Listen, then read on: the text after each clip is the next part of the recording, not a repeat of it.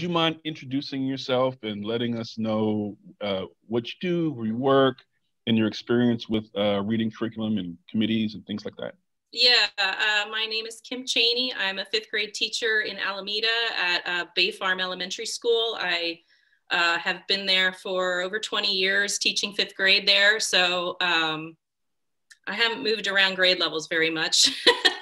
I have been on several of the adoption committees over the years. I've kind of seen the trends and what goes on. I've been on some science, social studies, which, as I was saying, is kind of a mess. And the most recent ELA adoption we did, I think, I was just realizing, I think it was 5 years ago now, because we're in our 4th year of the adoption.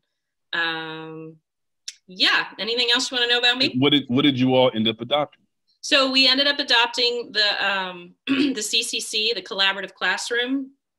Alameda kind of has, I would say in all of the adoptions I've ever done with Alameda, they always feel like sort of these last minute, like let's sort of rush to the decision. I think math is the only adoption they've ever done where they actually tested out different series for a year before they adopted it. So like in all situations, we've only ever tested out like 1 unit from each adoption. That's in science, in social studies, and the language arts. I don't know how Oakland does it, but that's been mine. I've always felt that it felt really rushed, because really what you get is you get the publishers give their pitch, they pick the unit for you, and then you're kind of doing their best unit. So when we did the language arts adoption 5 years ago, we had, I want to say we had 5 or 6. It was a lot of different series, and then we narrowed it down to 3 that we could agree on K5 that we would look at, and it was Lucy Calkins. It was, I think it was the Houghton Mifflin. We called it the box, one of the traditional box series, which in my experience is really just an assessment series. And then we had the CCC.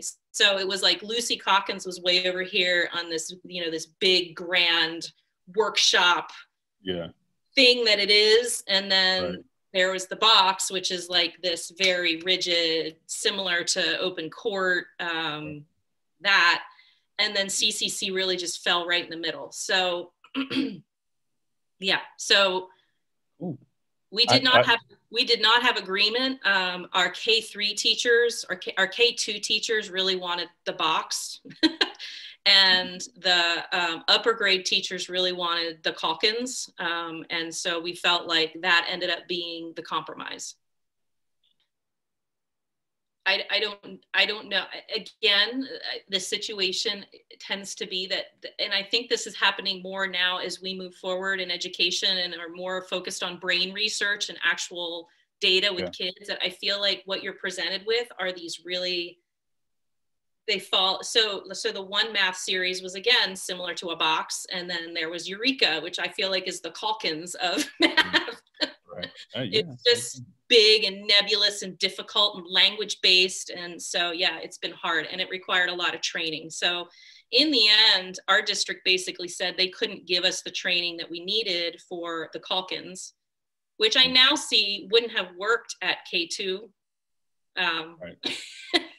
So they were going to adopt, I think part of, I remember what they were going to do if we adopted the Calkins is they were going to adopt another phonics piece, because I guess Calkins misses the phonics entirely. So they had a supplemental phonics piece that they were going to add. The CCC apparently has a phonics piece, and again, I can't speak to it because I'm upper grades, but I know our kindergarten and first grade teachers don't feel it's very, doesn't really meet the need. And so what they have done, we tend to be a school that has a little more resource. So I'm just going to put that out there.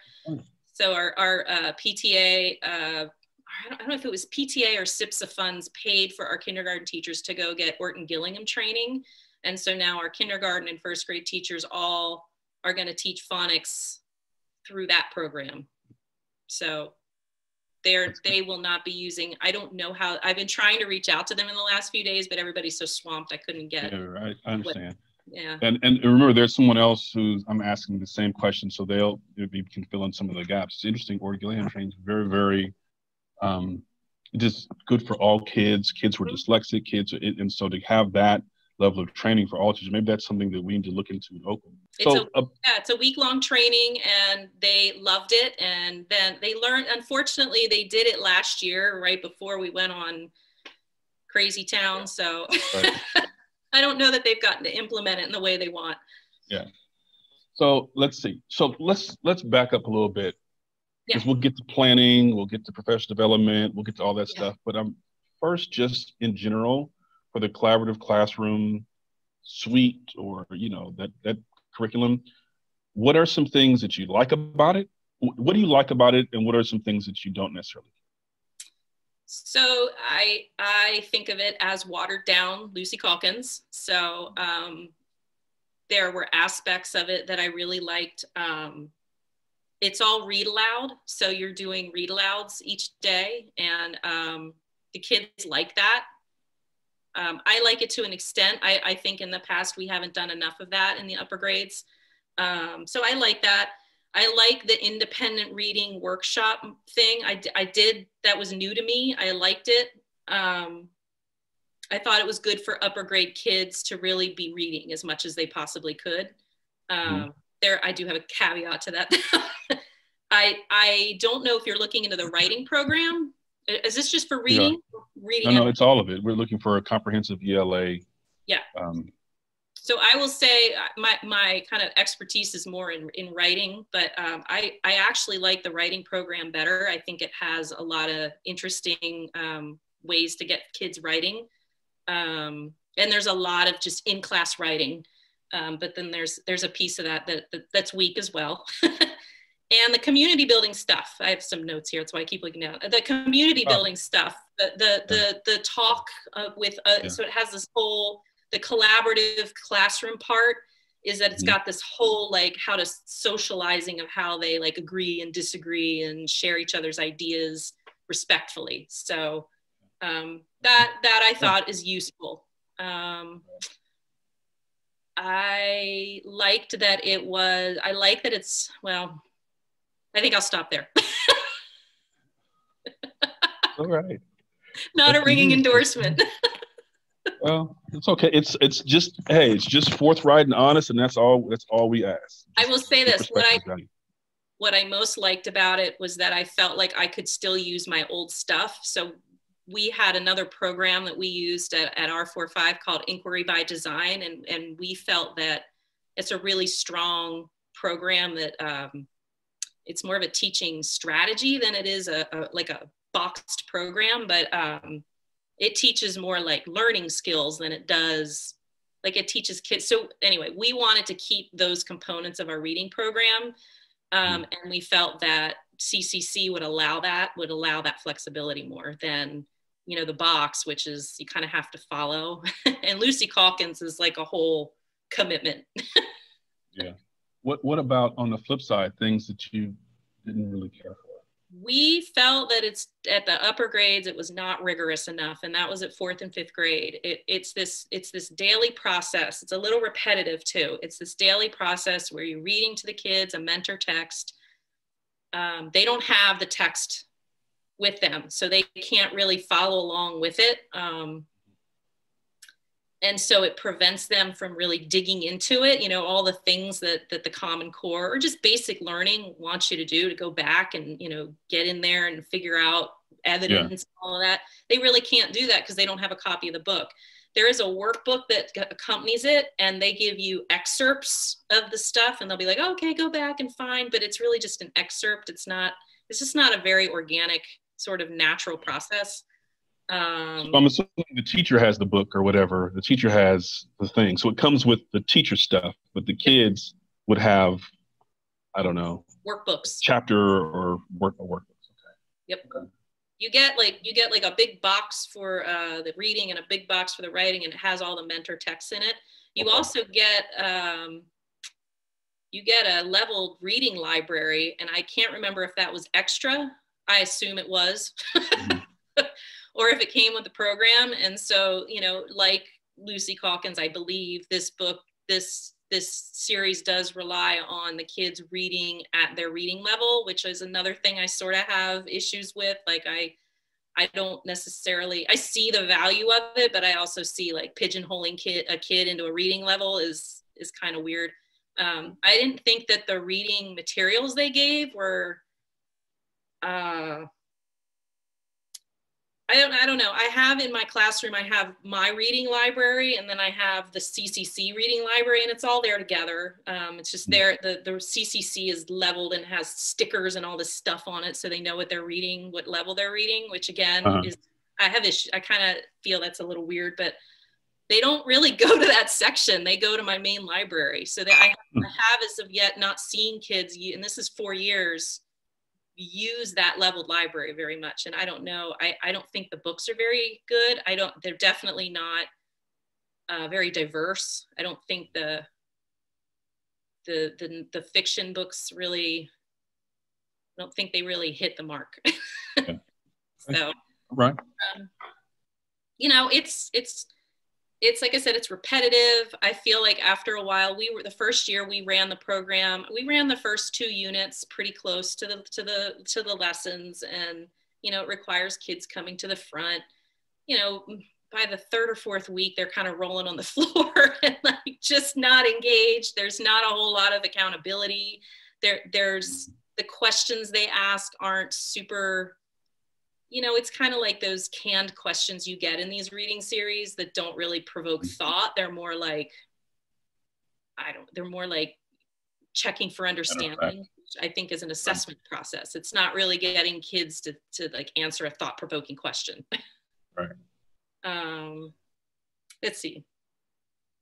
Yeah, I think that's my big things, is that it's, you know, and honestly, my colleagues at 4th and 5th grade, we kind of thought if we ran this program for the year, they would not be ready for that end of year test. Like, it's just the rigor of that, the SBAC is so much higher than I think what this program provides. You know, like they're reading picture books and stuff, and then they're asked to like do these really difficult tasks on that.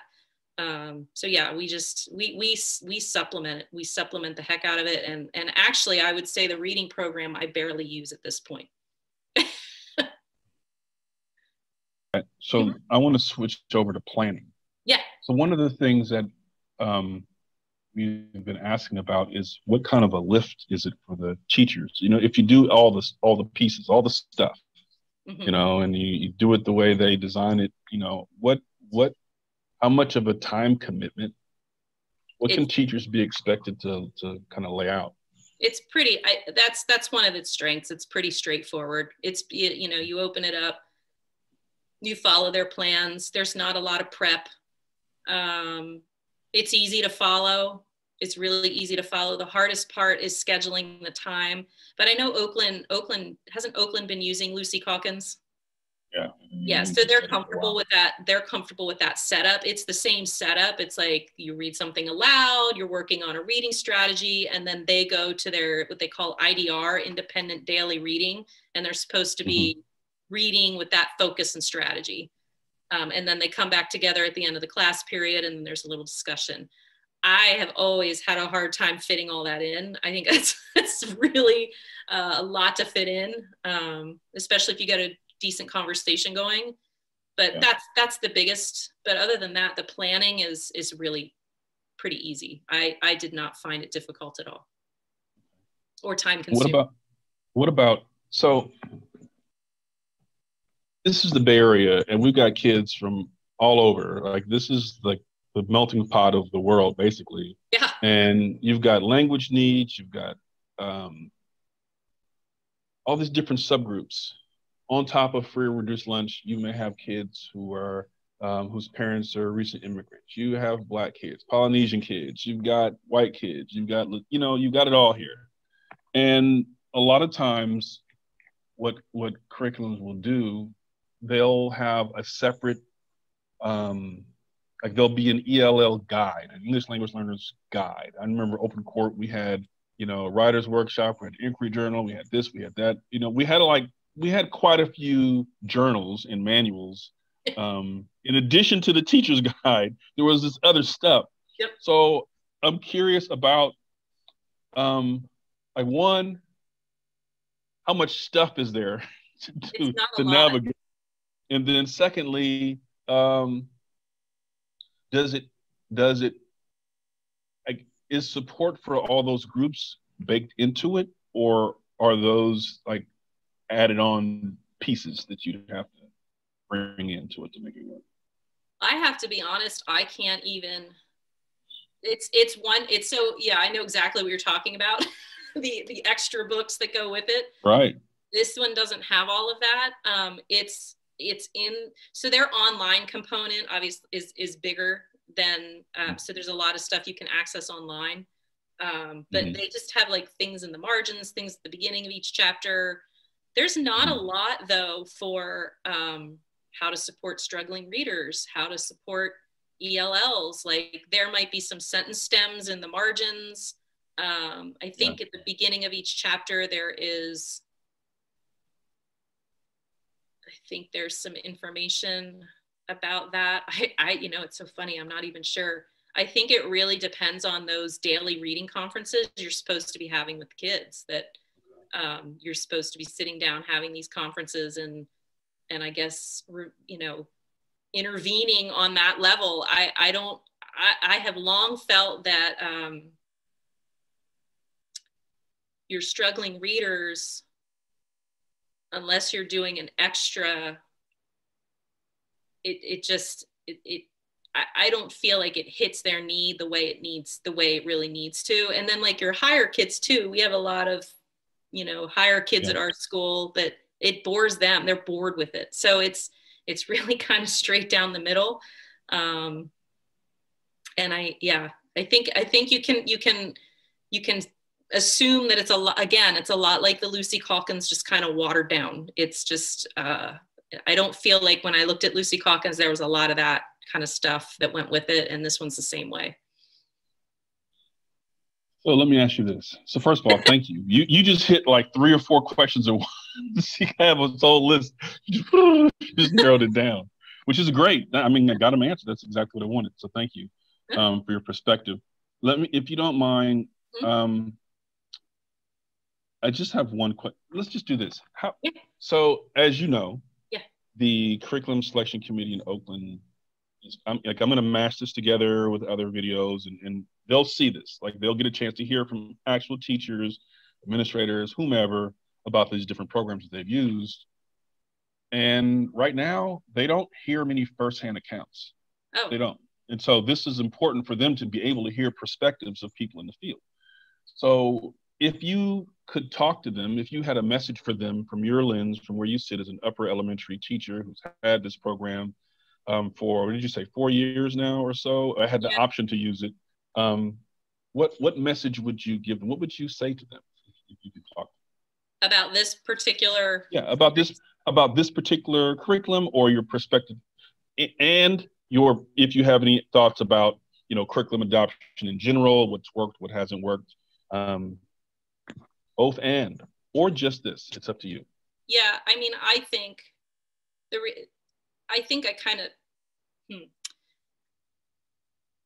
I'm going to sort of end the way I started. I think that they should adopt something that somebody can pick up and use, because there are the teachers that need that. There are teachers that need to pick up and use something. They might be your first year teachers. They might be just teachers that aren't comfortable with, the reading. So you need that, but you also need something that your veteran teachers can adapt. And that's one thing, that's why we, in essence, decided to go with this.